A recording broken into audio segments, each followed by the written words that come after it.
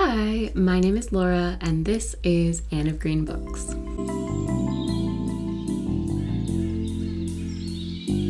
Today, I want to do the mid-year book Freakout tag. I've seen some people do this, and I will link some example videos below. It seems like there's a few different versions of the list of questions going around. So I just Googled it to find a list, and I went with the first thing that came up. So I'm using the questions as listed on a Book Owl's Corner blog, but they may include some different ones or miss some ones that you may have seen in other people's versions of this tag. But yeah, I want to do the mid-year book Freakout tag because I started my booktube channel a few months into this year, and I have read an unusually high amount of books for me so far this year, and there's just a lot that I want to talk about that I haven't had time to film specific videos for. So doing this list of questions and covering just a lot of the books that I've read so far this year seems like a good way to kind of talk about a lot of books at once and kind of catch you up on all the books that I have read so far this year, or at least, you know, the extremes, the good and the bad. So far this year, it looks like I have read 80 books, which feels crazy to me. As an adult, that is the most that I have read in a year so far. So it's really exciting that I'm getting back into reading. Now, that number sounds really high, but a lot of those do include various short books that I own that I have been meaning to read for a really long time, and I kind of picked up at various times this year just to finally get to them and check some books off of my physical to read list. So it includes things like Good Morning, Good Night by Lin-Manuel Miranda, which is kind of a book of short little poems that I read pretty quickly earlier this year.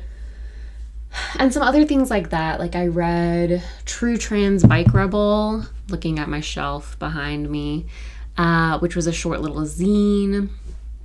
It includes some short stories, some additional chapters, some extra chapters that are listed on Storygraph, so I added them.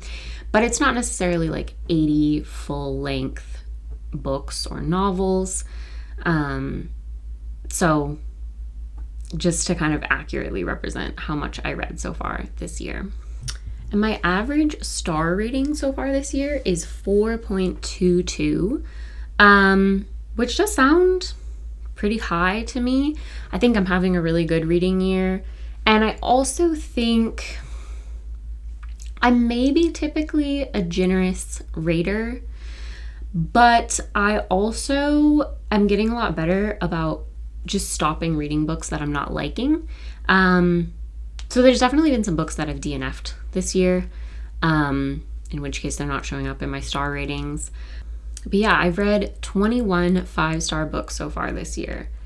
And I'm sure that at least some of those are rereads, because I've definitely reread some books. And of course, that's also going to be tried and true, loved classics for me and add to my star rating. But I think it's been a really good reading year so far, so I've got a lot of good stuff to talk about.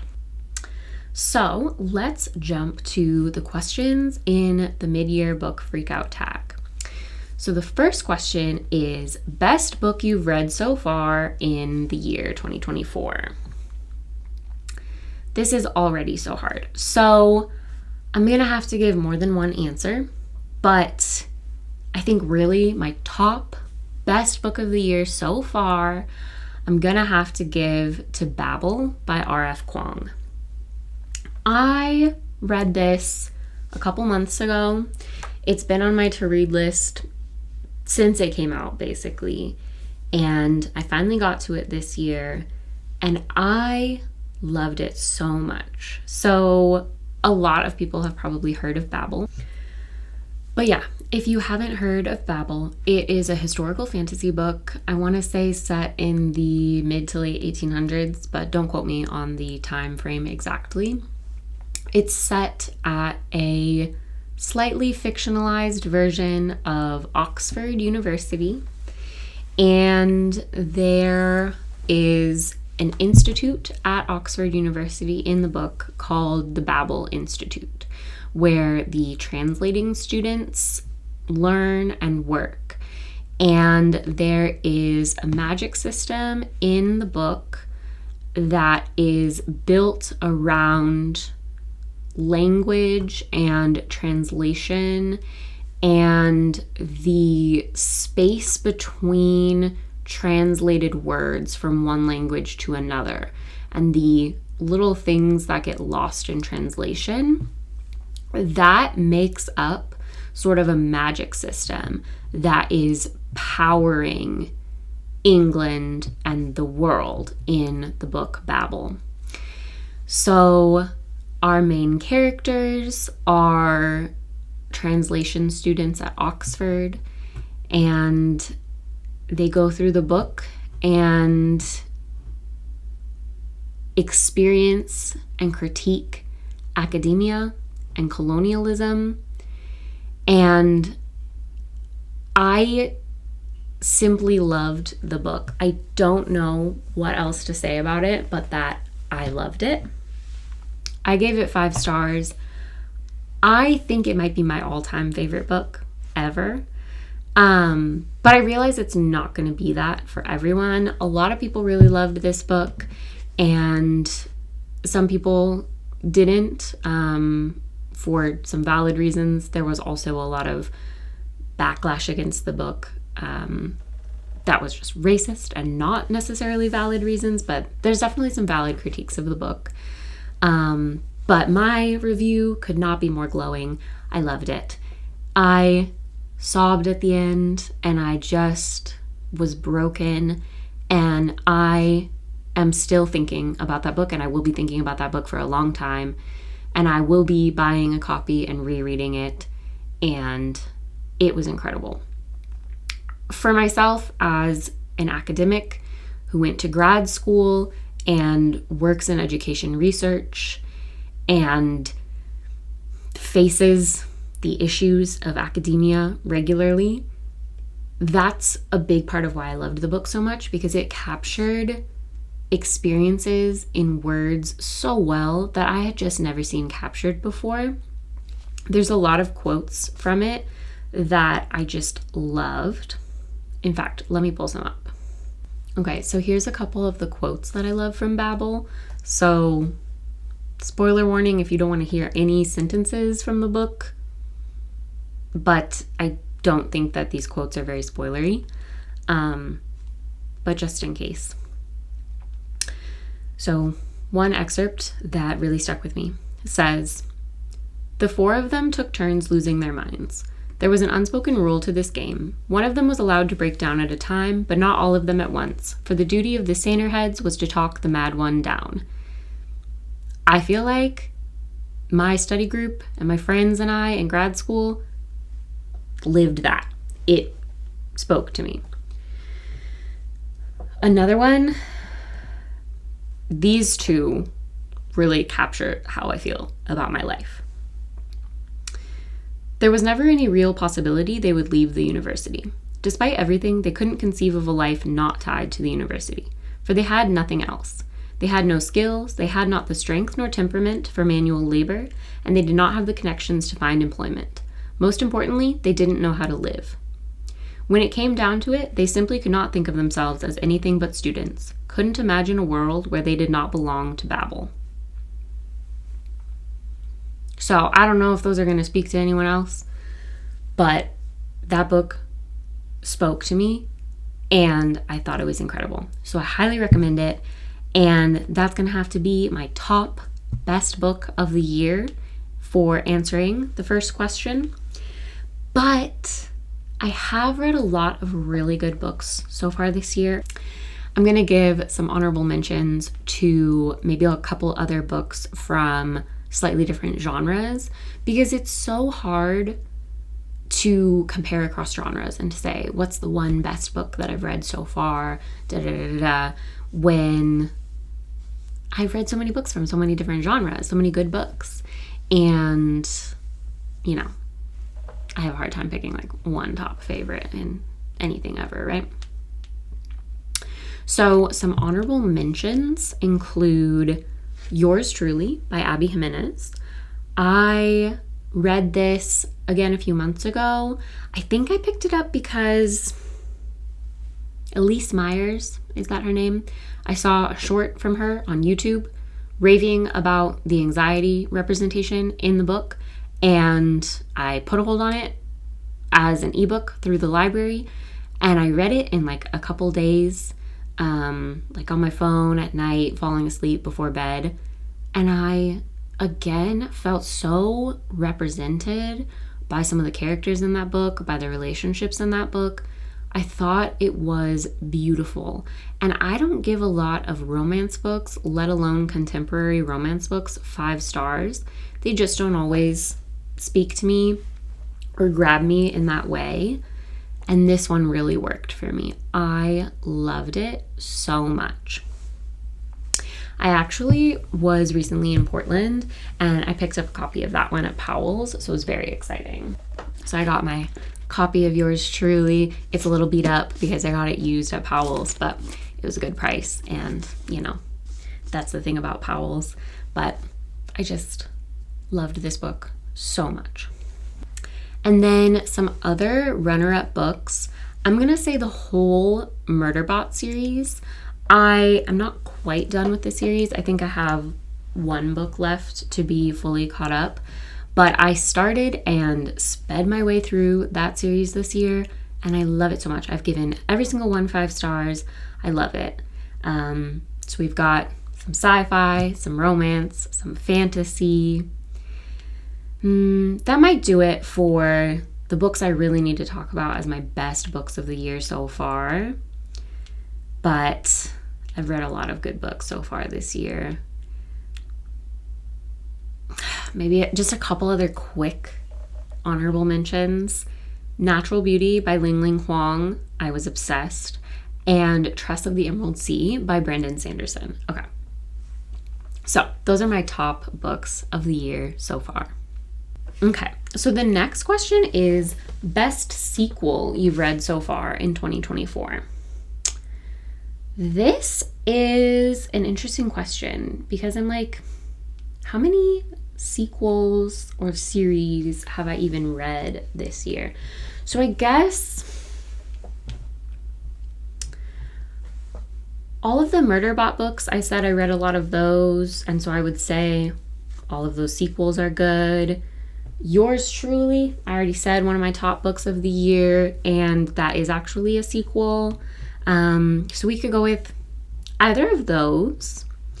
But let me see if there's another sequel to something that I've read this year that I haven't already talked about as one of my top books of the year or an honorable mention. Okay, yeah. I think in the last question, I already gave a lot of answers of good sequels that I've read so far this year. But I think that I will also discuss one more in answering this question. I'm not going to say that this is actually the best sequel I've read so far this year, because I think that the best would be one of the Murderbot sequels or Yours Truly. But for this question, in addition, I am going to talk about Daughter of the Siren Queen by Trisha Levenseller.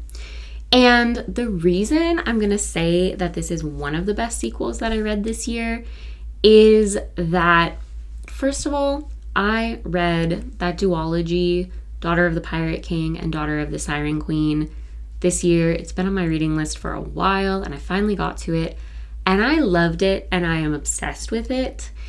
I didn't give either one 5 stars. I don't think they're perfect books, but I did love them, and I am obsessed with them.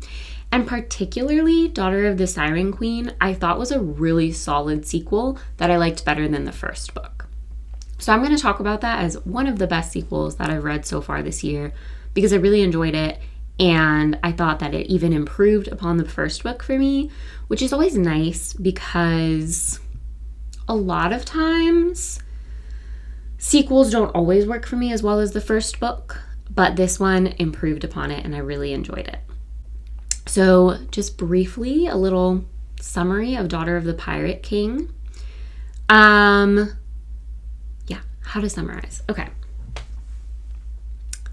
Alosa, who is the daughter of the Pirate King, crazy, I know,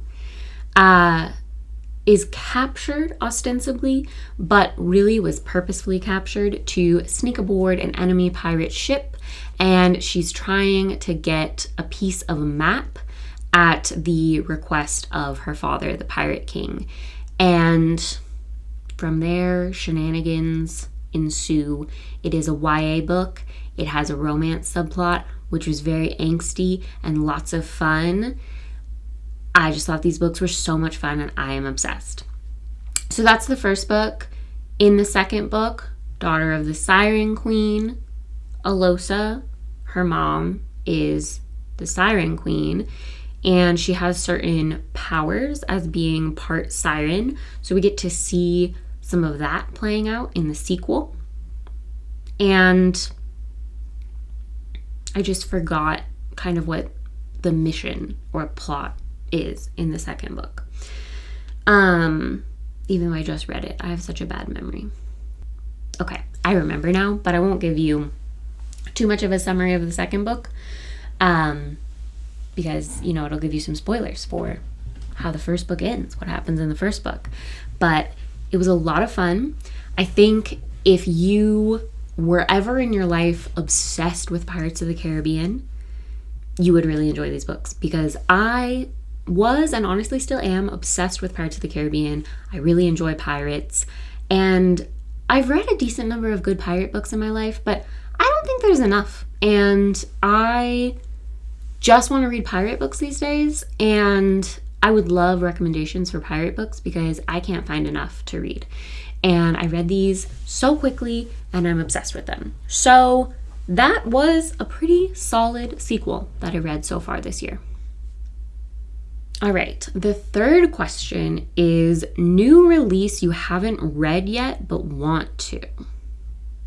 I don't have anything off the top of my head, but there probably is something. So I'm going to look at my to-read list in Storygraph and sort by year and see what just came out.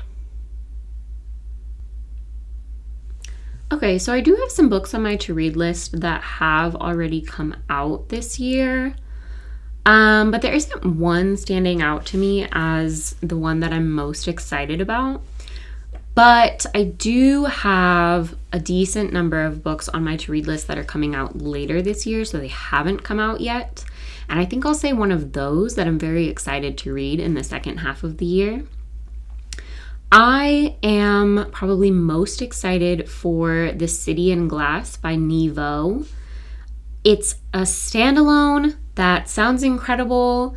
Frankly, I'm going to have to look at the summary because I don't remember anything about it except that I thought it sounded really good, and it's by Nevo, who I am obsessed with. I loved The Chosen and the Beautiful and her first novella in that series of novellas that I just forgot what it's called, the Singing Hills cycle. So I need to finish the Singing Hills cycle. I've only read the first one so far. Excuse me. And I also own the Siren Queen, I think that's what it's called. Now I'm getting confused with Daughter of the Siren Queen. But all this to say, I have a couple other books by her that I need to read, but I'm obsessed with her writing, and so I'm very excited for The City in Glass. Looking at the summary, it looks like it is about demons and angels. And really, that's all I need to know. It sounds great. So that's probably the new release of this year that I am most excited for. Oh, okay. So the question was new release you haven't read yet but want to, and I kind of said an upcoming release, which is the next question, most anticipated release for the second half of 2023. So let me go back and see if there is a new release that has already come out this year that I was particularly excited about. I'll say 5 Broken Blades I have on my to-read list, and I actually have it checked out from the library right now. Carrie Can Read made a video about it. I think she had read an arc of it, and she raved about it, and it sounded like a lot of fun. So that's one that I'm pretty excited for. I think she described it as feeling like an adult Six of Crows, and I haven't actually read Six of Crows yet, but everybody loves it, and I think I'll probably like it.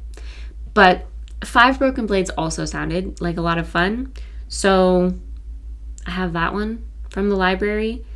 And once again, I don't really know what that one's about. A lot of times when I hear that a book is good, I go for it and I see, and I don't always know a ton about it before I read it. But I have it checked out from the library, and I am excited for that one. Hopefully I get to it soon before it's due at the library. Okay, the next question is biggest disappointment. And I think I have 2 possibilities in mind for this one.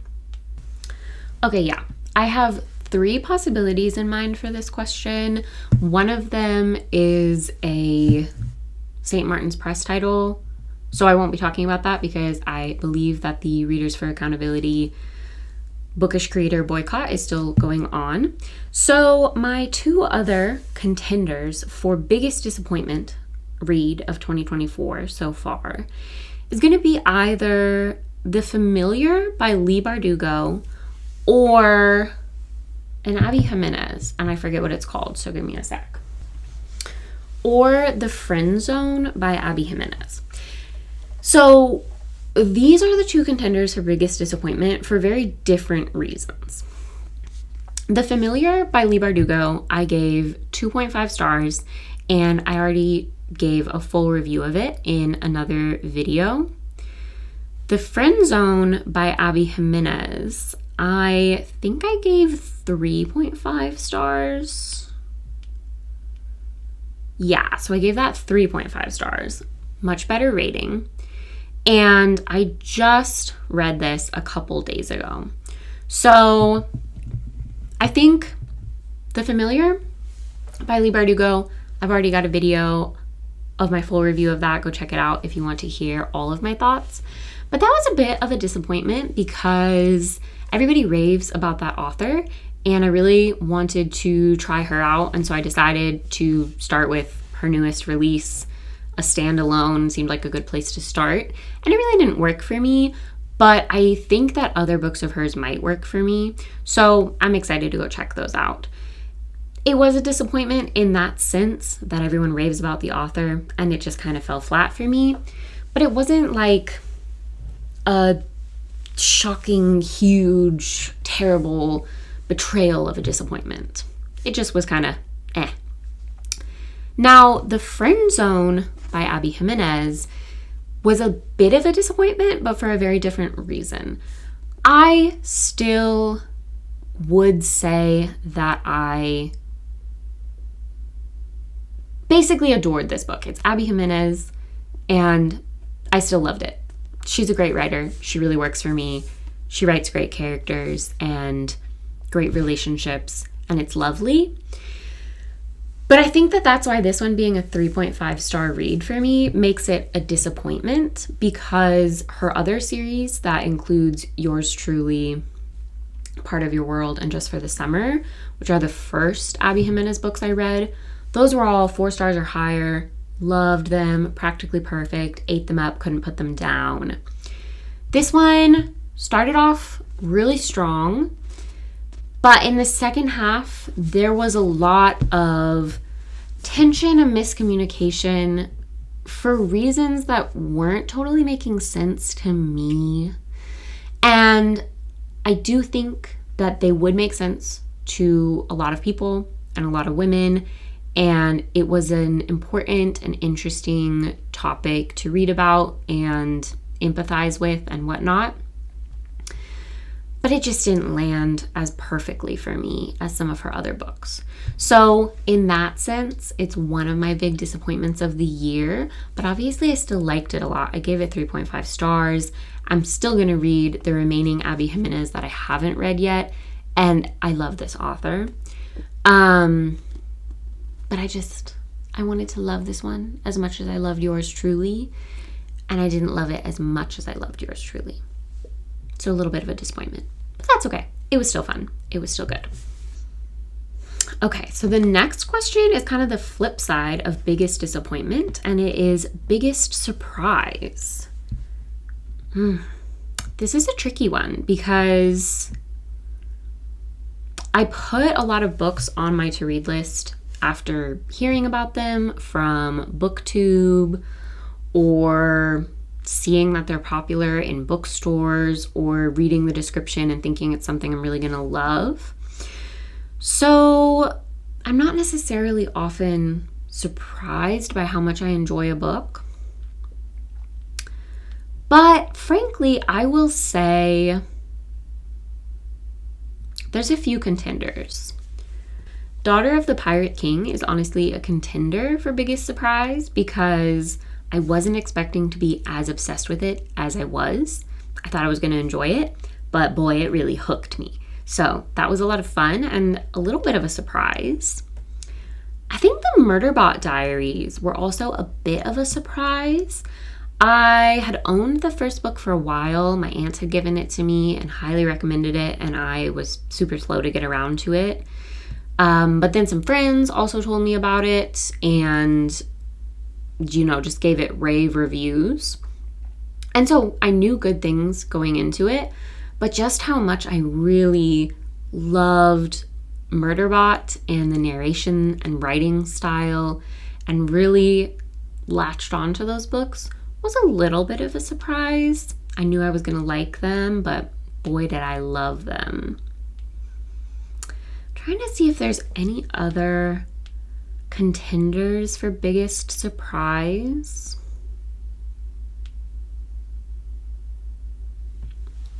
No, I think I know actually. So those are some okay contenders.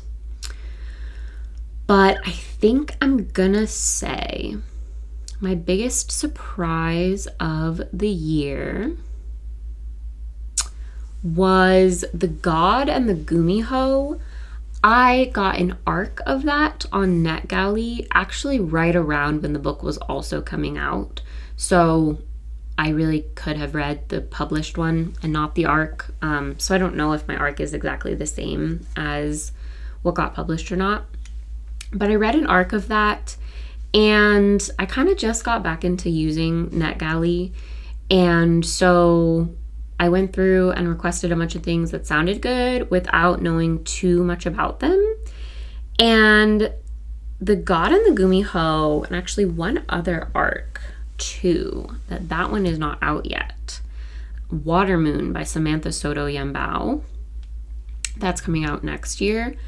Those were two pretty big surprises for me. I kind of just thought that the titles and covers were pretty and the descriptions sounded reasonably interesting, and then they really landed for me. And I've had some bad luck with not doing a good job requesting arcs that I actually ended up liking when I used NetGalley in the past. So they weren't necessarily huge surprises that I liked them. I think I've gotten better at knowing what I'm going to like, but they were a bit of surprise, how much I loved them. Watermoon by Samantha Soto Yambao, I gave 4.25 stars. And The God and the Gumiho, I gave 4.5 stars. So again, The God and the Gumiho just recently came out, and Watermoon is coming out next year. But I really liked both of them. The God and the Gumiho read like I could see a K-drama playing out in my mind. And that was just really fun and enjoyable. The dynamic between the trickster god, whose name I have just forgotten, Soka, and Kim Hani, the once terrible Gumiho who's sort of reformed these days, and working with Soka, their dynamic was great.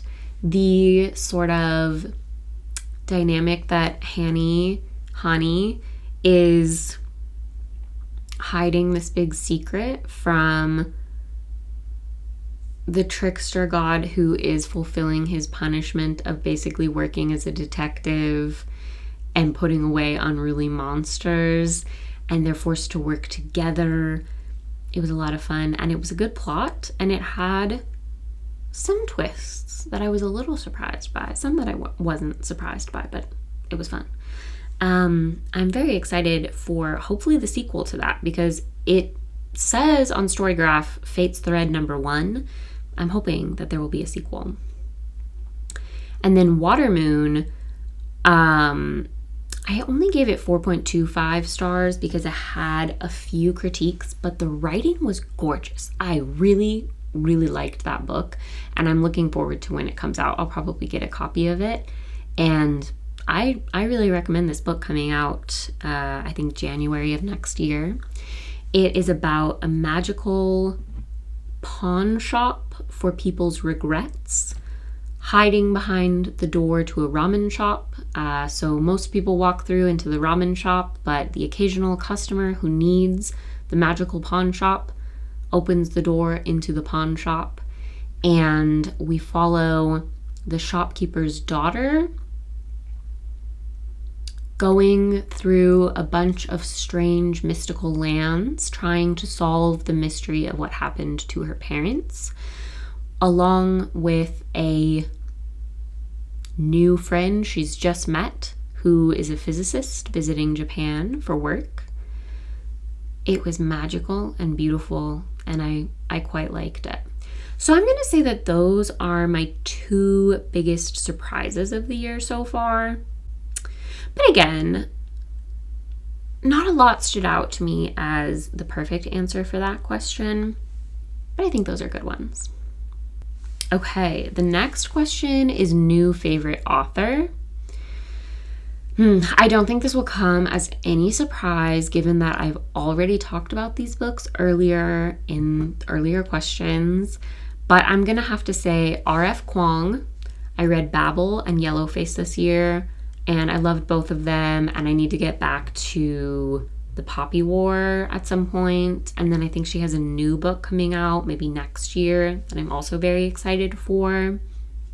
So absolutely, she's one of my new favorite authors of all time, and I just started reading her this year. So she is a big one. And I think I'm going to have to say Abby Jimenez, because she's a contemporary romance author that really most of the time lands for me in a way that I do not always find. And I, will continue reading her backlist and checking out her new books when they come out. And then I'm going to have to say Martha Wells for the Murderbot Diaries. I love the narration style of those. It's so unique, and it just hooks me. I want to read some more stuff from her backlist besides just the Murderbot Diaries. I haven't branched out that way yet because I'm just really enjoying the Murderbot Diaries, and I have one left and I want to read it, but I also don't want to read it because then I'll be done with the Murderbot Diaries, but that's okay. Then I can reread them. So yeah, I'm going to have to say those 3 for my new favorite authors of the year so far. Okay, the next question is really interesting. It's newest fictional crush. So I can probably come up with someone, but I will say when I read romance books, like say the Abby Jimenez ones I've been reading, I don't necessarily crush on anyone for myself, but I really strongly ship the relationships that, end up together or don't end up together that I may or may not prefer, that are happening on the page. So I almost feel like I have a crush on like the relationship in Yours Truly. Like I really just love them so much together. But yeah, newest fictional crush. Any of these? Honestly, I think this is going to sound kind of silly, but I almost feel like my newest fictional crush is Murderbot. Like when I read the Murderbot diaries, I'm like, oh, Murderbot is so cool, you know? And yeah, I just think that Murderbot is so cool. And there's a review on, like a quote of a review on the front or back of one of the Murderbot books, or maybe multiple, from some author that says like, I've got a crush on Murderbot or something. And I'm like, honestly, I feel that. I side tangent little like rant for a sec. I'm very tentatively excited for the Murderbot TV show that was announced. But I do think, okay, now I can't remember. It's one of the Skarsgårds, I think, that's gonna play Murderbot. And that was an interesting choice for me because I picture Murderbot more androgynous or agender. Because I think that it uses it pronouns throughout the books that I've read so far. And it's not really described in very gendered ways or anything like that. And so I'm just hoping that the show works for me. And I just don't know that Murderbot is going to be quite how I picture in the show, which is okay. You know, that happens. It is what it is. But I'll say Murderbot for the answer to this question, even though maybe it sounds kind of silly. All right, the next question is newest favorite character. Oh gosh, newest favorite character. I am very character driven in the things that I like. So I love a lot of characters in a lot of books that I've read so far this year. But you know, I think I'm going to go for talking about a different set of books in answer to this question. And I'm going to say I read all 3 Tea Dragon Society books this year. Again, they've been on my to-read list for a while and I finally got to them this year. And can I even pick one favorite character from them? I want to say just every character in the Tea Dragon Society books feels like my new best friend. That includes the dragons and every character. Those books are so short, but they feel so fleshed out. The characters in those books just feel so lovely and wonderful. And I'm just going to say every character in the Tea Dragon Society books. It's maybe a little bit the gorgeous art. Kay O'Neill's art style is so pretty and colorful and peaceful and comfortable and warm and loving. But it's also just the adorable stories of community and acceptance and self-acceptance and peace and love. Yeah, I'm going to say new favorite characters, every character in the Tea Dragon Society books, because they are so lovely. All right, the next question is book that made you cry. Honestly, so many. I cry so easily. So I'm trying to just look back through all the books I read so far this year, and I'm like, I think that there are so many that made me cry. Okay, it might not actually be as many as I thought, which makes me feel kind of better. So, interestingly, in the whole Part of Your World series by Abby Jimenez, I think I only cried in Just for the Summer, which was surprising because I would have felt like I would have cried in Yours Truly, and honestly, I might cry when I reread it, but Just for the Summer got me crying. I don't even specifically remember why. So that's one book I cried in this year, but I know there are others. I cried in Babel. I already mentioned that. Babel made me cry. I think Watermoon made me cry, if I remember correctly. That's the arc that I mentioned of a book that's coming out next year. That one made me cry. And